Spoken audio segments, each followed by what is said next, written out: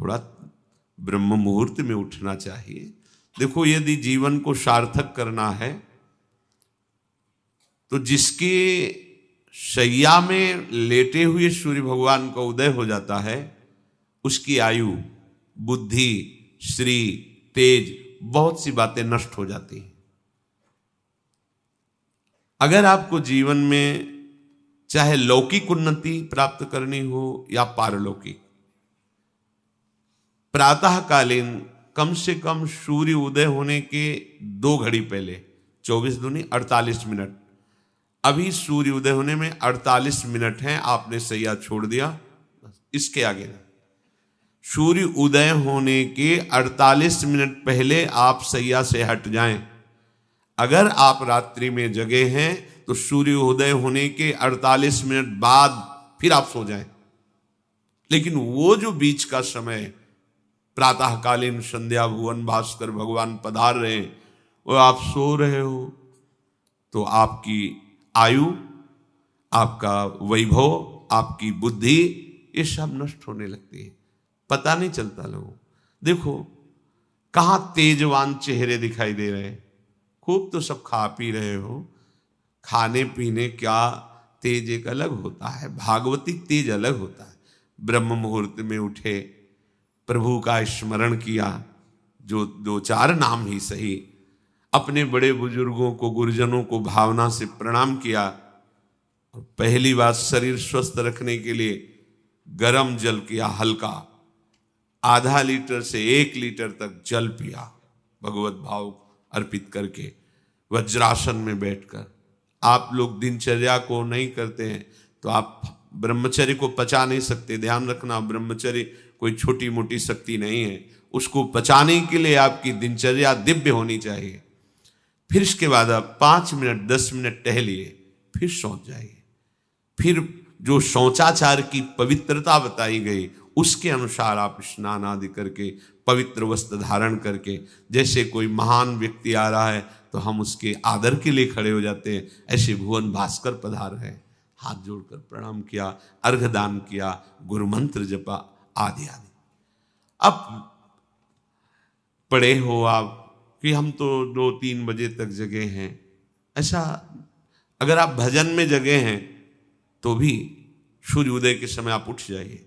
आपके गुरु आवे तो क्या आप सोते रहेंगे क्या? तो ये जगत गुरु हैं भुवन भास्कर, परम ज्ञान स्वरूप हैं, गायत्री छंद रूपी घोड़े हैं इनके रथ के, स्वयं भगवान अरुण देव सारथी हैं, और भगवान पीछे वर्णन किए, मैं ही सूर्य रूप से जगत को प्रकाशित करता हूं और ताप के द्वारा जल को सोख कर मैं ही वर्षा कराता हूं। भगवान का आदर करना। जो सूर्योदय तक सोते हैं उनकी बुद्धि में भागवतिक बातें, अध्यात्म बातें आ जाए, मेरी समझ में नहीं आता। अगर आप थोड़ा भी शरीर स्वस्थ रखना चाहते हैं तो जैसे नियम से भजन वैसे व्यायाम आवश्यक है। सबसे प्रार्थना है, ये दवाइयों के बल पर जीना बंद करो।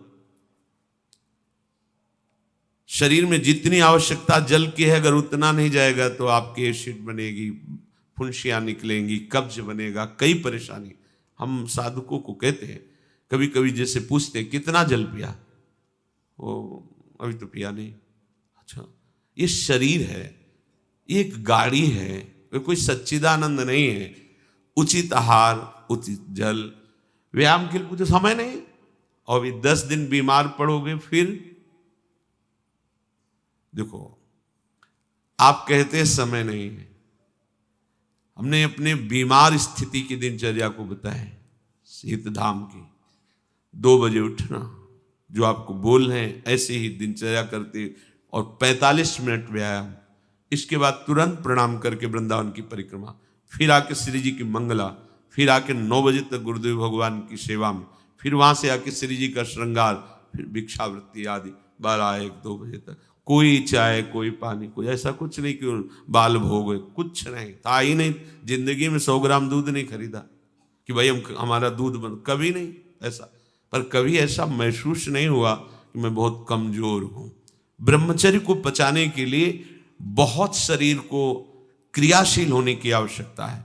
या तो प्राणायामों के द्वारा, आसनों के द्वारा वो अब ना आसन है, न प्राणायाम है, न व्यायाम है, और फिर क्या, कैसे भावना आपकी भगवत भावना बनेगी? तो एक प्रमाद स्थिति, एक छिन्न भिन्न खिन्न स्वभाव, नहीं बात बनेगी।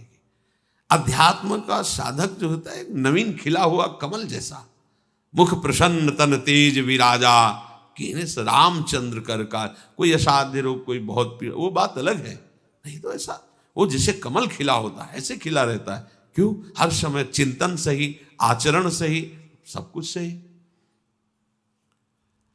जो भगवत भावना विहीन जीवन है वो मुर्दा जीवन है। जिन हरि भगति हृदय नहीं आनी, जीवित सब समानते प्राणी। वो जान नहीं रहे, मुर्दे जैसा जीवन है। क्या जीवन का महत्व? वही गंदे भोगों को भोगना, उसी का चिंतन करना, और भोग भोगने वाले शरीर को स्वस्थ रखने के लिए विषय सामग्री इकट्ठी करना, इसके बाद मर जाना। बोलो इसके अलावा और क्या है? ये बनाया, वो बनाया, वो बनाया, जरा सा हिला, पूरा का प्रांत नष्ट हो गया। क्या है इसमें? शाश्वत क्या है? हमें तसल्ली होती है, हमने एक मकान बना लिया, तसल्ली होती, 4 लड़के हो गए और काल का तमाचा लगा, पूरा का पूरा सब। क्या तसल्ली? हृदय को तसल्ली तब दो जब नाम चल रहा है, राधा राधा राधा राधा। दिनचर्या ही नहीं बन पा रही है आज के नए समाज की, दिनचर्या ही नहीं बन पा रही, भगवत भावना ही नहीं है। देखो, अगर परिवार में रह करके आप भगवत भावना नहीं करते तो सब परिवार में रहकर आसक्त हैं और सब दुर्गति को प्राप्त होते हैं। जब तक भगवत भावना नहीं है तब तक सब अविधि पूर्वक है। मान लीजिए सब अविधि, विधि भगवत भावना है। कुछ भी, किसी से भी, कोई भी, बस भगवत भाव, वही आनंद का अनुभव हो जाएगा। अतः उनके द्वारा किया गया देवताओं का पूजन मूल में मैं ही हूं, मेरा ही है, पर वो अविधि पूर्वक है। अविधि पूर्वक का तात्पर्य है कि वो ये नहीं जानते कि इस रूप में सर्व सामर्थ्यशाली भगवान ही विराजमान है। कभी कभी मंत्रों का ज्ञान नहीं होता, पूजन की सामग्री शुद्ध नहीं होती, भाव शुद्ध नहीं होता, इसलिए उनका पूजा सेवा आगे चल करके फल प्रदान नहीं कर पाता। प्रभु कह रहे हैं, मेरे में रिझाने के लिए किसी पूजा सामग्री की या किसी धन संपत्ति की आवश्यकता नहीं। पिता को बस इतना ही चाहिए कि वो अपनापन करके दौड़ के उनकी गोद में बैठ जाए, बस अपनापन प्रभु को चाहिए। माया की भूल भुलैया से वापस लौटिए और एक बात केवल बैठ जाए अगर हृदय में कि मेरे प्रभु, अब मैं थक गया हूं, यहां कोई मुझे सहारा देने वाला नहीं, अपना नहीं, नाथ मुझे अपना बना लो। ये बहुत बड़ी बात है हृदय की। किसी के बहुत भाग्यशाली होगा उसके हृदय में बात आएगी। प्रभु उसकी रुचि का विषय बन जाते हैं। प्रभु जहां वो ऐसा भावना करता है और उसकी रुचि हो जाती है प्रभु में। जैसे हमारी विषयों में रुचि, ऐसे प्रभु में रुचि हो जाती है। अब वो जो भी करता सब पूजा हो जाती है। ये रात से जल्दी सबको समझ में नहीं आता। ध्यान दीजिए, भगवत भावना विहीन आप जो भी कर रहे हैं वो सब अविधि पूर्वक है, भगवान कह रहे हैं। अगर भगवत भावना युक्त है तो जो भी कर रहे हैं सब विधि पूर्वक। कर्माबाई जी ने, एक विधि विधान जानने वाले संत ने जब कहा कि आप तो बिना स्नान में बड़ा अपराध, ऐसे तुम कैसे बना पाओ।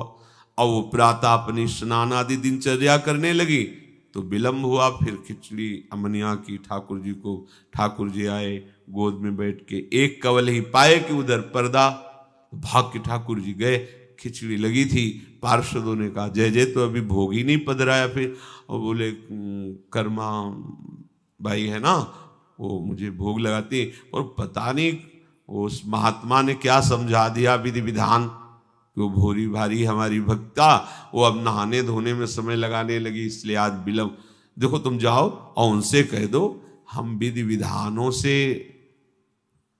फंसने वाले नहीं, विधि विधान हमें कोई फांस नहीं सकता है। एक प्रेम फांस है जिसमें मैं फंस जाता हूं। बिना किसी बंधन के अगर ये बंधते हैं उसका नाम है प्रेम डोरी। जय श्री भट्ट प्रेम रस बंधन, क्यों छूटे दृढ़ फंद, बसो मेरे नैनन में दो चंद। ये बात सबकी समझ में नहीं आती। जाओ उनको कह दो जैसे वो बनाती थी वैसे ही बनावे। पूरा अविधि है। अगर शास्त्रीय सिद्धांत से दे देखो अविधि है, पर वो महान विधि है जो भगवान को आसक्त कर लिया। कौन सी विधि?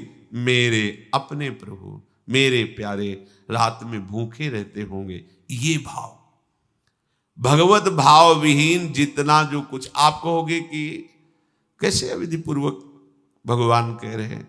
देखो, जब मथुरा के ब्राह्मणों को भगवत पार्षद सखाओं ने निवेदन किया कि भगवान श्री कृष्ण और बलराम आज इधर ही गाय चराने आए हैं और वो भूखे हैं, आप थोड़ा सा कुछ भोजन सामग्री दे दीजिए। वैसे देखा कि ग्वारिया है, बात ही नहीं की, अधिकारी ही नहीं समझा, बात का अधिकारी नहीं समझा। ऐसा नहीं कि इनको पता न चला हो कि भगवान का अवतार है, क्योंकि जब भगवान अवतरित हुए सबको पता था कि भगवान अवतरित हुए हैं। प्रायः सबको पता था, सबको। जैसे वायु शीतल चलती तो सबके अंगों में लगती है, इसलिए महान प्रकृति उल्लसित होकर नृत्य कर रही थी आनंद में जब भगवान का प्रादुर्भाव हुआ। और उन्होंने बाद में स्वीकार किया कि मैंने महापुरुषों से सुना था कि भगवान पधारे हैं, पर मेरा कितना दुर्भाग्य कि वो स्वयं यज्ञ भोक्ता भगवान आगे जैसे कह रहे, अहम ही सर्वयज्ञानाम भोक्ता च प्रभुरेव च, समस्त यज्ञों का भोक्ता मैं हूं। स्वयं समस्त यज्ञों की भोक्ता मांग रहे हैं और वो यज्ञ करने वाले ब्राह्मण अनादर कर रहे हैं। हुई ना विधि। और उन्होंने स्वीकार किया है कि मुझे चारों वेदों का ज्ञान है, गायत्री का अनुष्ठान, त्रिकाल संध्या, जितना भी शास्त्रीय सिद्धांत सब पालन करता हूं।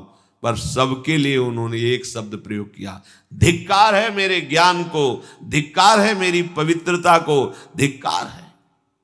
स्वयं यज्ञ भोक्ता भगवान मांगे और हमने बात भी नहीं की।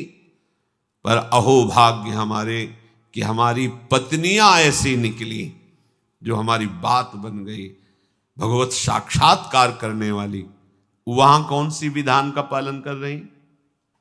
एक ही विधान, केवल अपने श्याम सुंदर मेरे प्रभु की चर्चा सुनकर प्रभु में आसक्ति हुई, आसक्ति ने प्रभु का साक्षात्कार करा दिया। भगवत भावना विहीन बड़े से बड़ा कार्य प्रभु को बिल्कुल पसंद नहीं। दुर्योधन ने दुशासन के महल में ऐसी भोग सामग्रियों का रचना करवाया था कि देवराज इंद्र भी ललचा जाए, और मूल उद्देश्य था कि श्री कृष्ण को रिझा लेंगे, अपने पक्ष में कर लेंगे।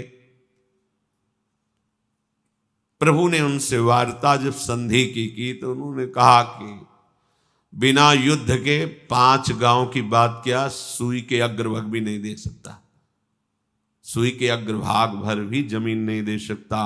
5 गांव की भगवान ने कहा था ऐसा करो, तुम हस्तिनापुर के चक्रवर्ती सम्राट पर बैठे रहो, 5 गांव दे दो पांडवों को, वो मेरे भक्त हैं, मेरा आदेश पालन कर। उनका सूजी अग्रे न केशवा, सुई की नोक भरने। भगवान चलने लगे तो कहा आओ प्रसाद पा लीजिए, भोग पा लीजिए, आइए महल में। तो उनका पाया वहां जाता है।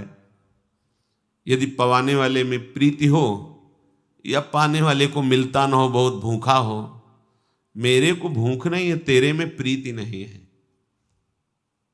चल दिए भगवान उधर गए भी नहीं, और गए कहा भगवत भाव भावित विदुर जी के घर, वहां मांग करके छिलके पाए। देखो, छिलके पवाना विधि है, अविधि है। अभी सेवा अपराध में सुन रहे थे ना, हाँ, अच्छा से अच्छा पदार्थ प्रभु को पवाना, और वो अच्छा पदार्थ तो फेंक रही है। और छिलका पवारे अविधि है, पूरी अविधि है, लेकिन यही सही विधि है, क्योंकि वो है ही नहीं भाव में। भाव में इतनी ऊंचाई पर डूबी, उन्हें कोई, जैसी विदुरानी जी वैसे ही लालजू महाराज पा रहे, उनको भी शुद्ध नहीं, और कह रहे वाह बहुत सुंदर, बहुत स्वादिष्ट। वो भाव पवा रही तो वो भी भाव का स्वाद ले रहे। अपने उपास्य देव में प्रियता हो जाना ये सारी विधि है।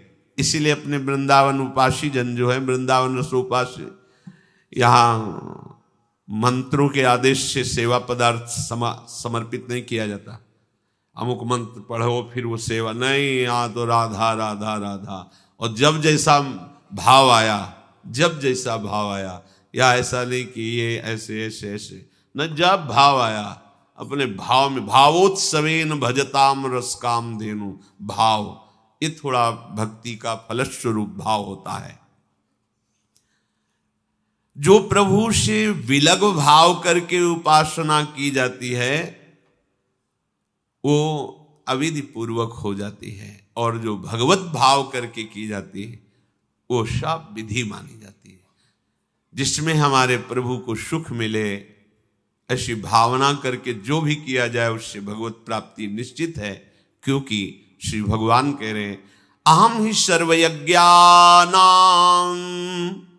भोक्ता च प्रभुरेव च न तु माम अभिजानन्ति तत्त्वेनातश्च्यवन्ति ते। क्योंकि सब यज्ञों का भोक्ता मैं हूं, मैं सबका स्वामी हूं, परंतु ये जो मेरे से विमुख है ये ऐसा नहीं जानते हैं, ये मुझे तत्व को नहीं जानते, इसलिए ये अन्य भावना किया करते हैं। जो मेरे को नहीं जानते हैं, मेरे भाव से नहीं है, वो कुछ भी करें उनका पतन ही होता है। बात इसमें यह है कि जब अविनाशी नित्य चिदानंद भाव ही नहीं है तो विनाशी खेल में सत्य भाव से लगोगे तो तुम अविनाशी का विनाश ना होते हुए भी विनाश की सारी लीला सहनी पड़ेगी। जैसे आत्मस्वरूप जो हमारा स्वरूप है उसमें किसी शस्त्र का, मंत्र का, किसी भी दैवी शक्ति का कोई भी बस नहीं है। जो हमारा आत्मस्वरूप है कि मंत्रवेत्ता कोई भस्म कर दे, किसी दिव्यास्त्र का संधान करके हमारी आत्मा को छेद भेद दे, अक्लेद्य है, अशोष्य है, अदाय है, फिर भी हम जलते, जलन का अनुभव करते हैं अंतर और बाहर से भी। क्यों? वहां तो बता रहे हैं कि अदाय है, कोई भी ताप आत्मा को स्पर्श नहीं कर सकता, फिर ये जलन क्यों होती है? लगता तो हमें कि मैं अंदर से जल रहा हूं या बाहर से शरीर में अग्नि आदि छू जाए तो ताप लगेगा, क्योंकि हम अपने अविनाशी भाव में नहीं हैं।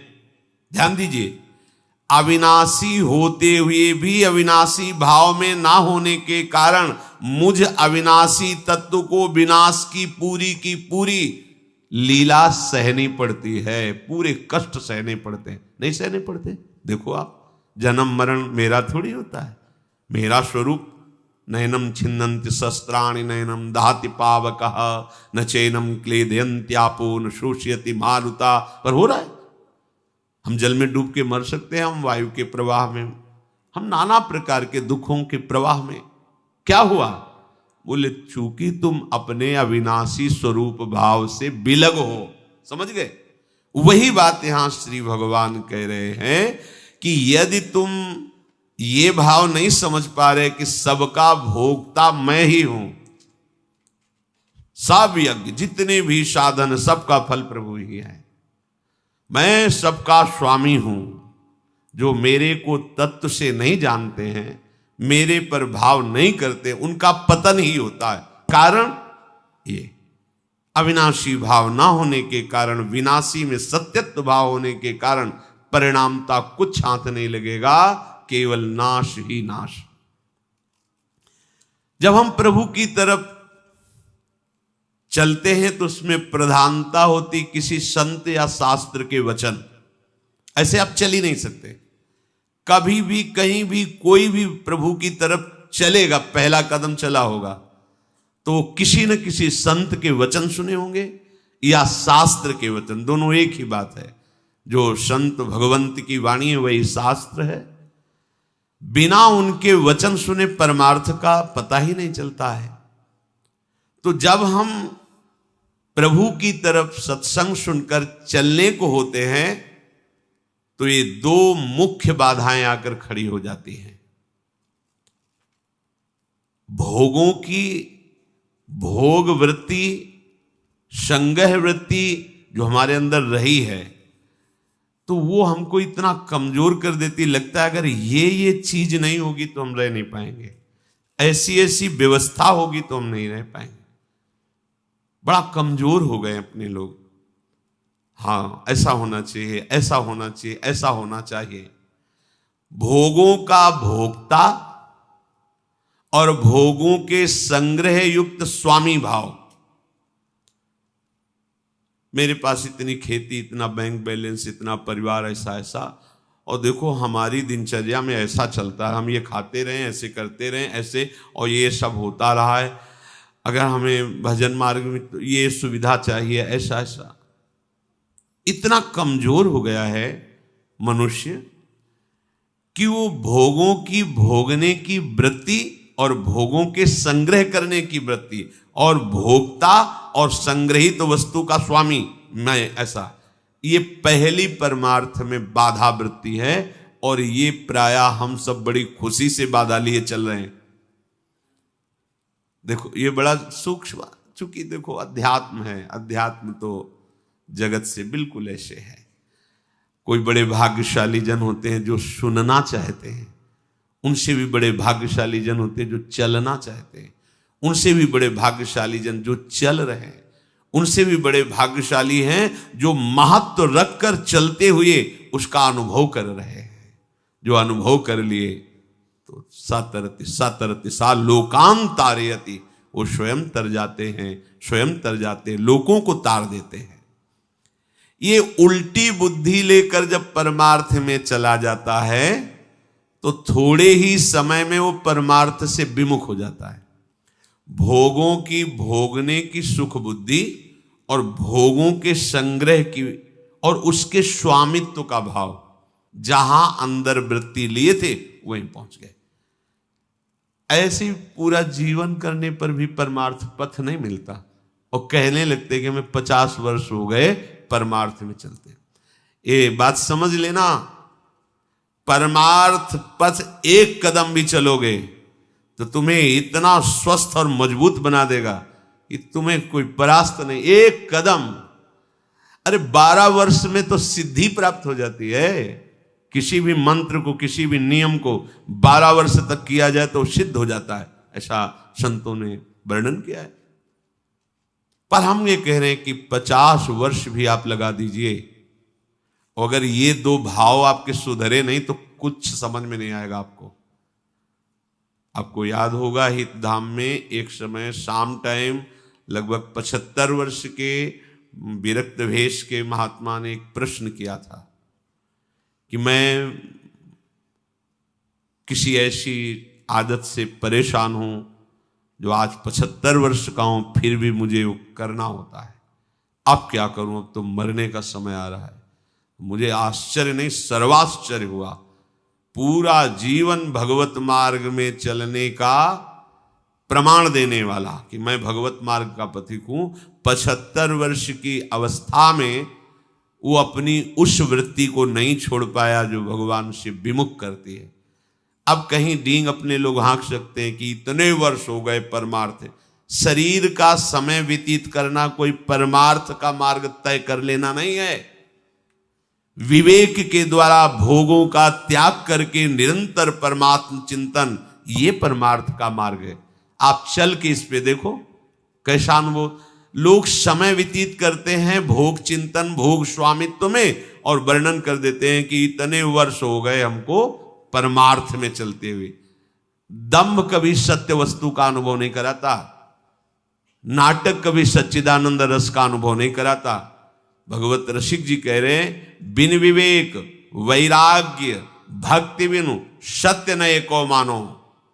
बिना विवेक और वैराग्य और प्रेम भक्ति के उसकी एक भी बात सत्य नहीं मानना है, कोई भी हो, कितनी भी अवस्था का हो। ऐसा जरूरी नहीं कि कोई कितनी भी अवस्था का वयोवृद्ध या कोई, उसकी बात हमें माननी ही है, सुननी है, ऐसा नहीं। भगवान सुखदेव जी 16 वर्ष की अवस्था के हैं, जे ही गंगा की रीति पर चरण पधराते हैं। परीक्षित जी अनशन व्रत लिए बैठे हुए, आमरण अनशन, बड़े बड़े महापुरुष बैठे हुए हैं। श्री सुखदेव जी के पिता पितामह आदि सब बैठे हुए हैं। जे ही देखा दिगंबर वेश, शरीर की शुद्धि नहीं, श्री कृष्ण प्रेम में मतवाले सब खड़े हो गए थे। सब 16 वर्ष की अवस्था के सुखदेव जी और 10-10 हजार वर्ष जिनकी केवल तपस्या साधनाएं, वो सब महापुरुष खड़े हो गए। क्यों? क्योंकि जन्म से ही भगवत अनुराग में दृढ़ महापुरुष, जन्म से ही माया रहित पुरुष, अंदर से ही वैराग्य युक्त। तो वैराग्य ज्ञान और भक्ति का आदर होता है, अवस्था का आदर नहीं होता। आप कितनी अवस्था के, इसका महत्व नहीं होता। ओ चांगदेव नहीं, 1400 वर्ष की अवस्था, ज्ञानदेव जी की शरण में हुए शिष्य बने। ज्ञानदेव जी नवीन अवस्था के। जब तक आपके अंदर भोग में सुख बुद्धि, भोगों का संग्रह और उसके स्वामित्व का भाव, स्वामित्व का भाव बड़ा सूक्ष्म विषय है, चाहे गृहस्थ हो चाहे विरक्त हो। स्वामित्व का, अगर एक कमंडल में भी तुम्हारा स्वामित्व का भाव है, तो जैसे एक गृहस्थी के 100 बीघा में स्वामित्व का भाव हो, वैसे तुम्हारे कमंडल में भाव है। ये मेरा कमंडल नहीं, प्रयोग के लिए प्रभु ने दिया, इस शरीर के प्रयोग के लिए, दिनचर्या में काम आएगा। बस मेरा शब्द केवल प्रभु के लिए है। मेरे प्रभु, मेरे तो गिरधर गोपाल, दूसरों न कोई वस्तु, ना कोई व्यक्ति, ना कोई भोग सामग्री, ना कोई पद प्रतिष्ठा, ना लोक लोकांतर, मेरे तो गिरधर गोपाल। अध्यात्म है, भगवत मार्ग है, जिससे समस्त प्रपंच का नाश होकर भगवत साक्षात्कार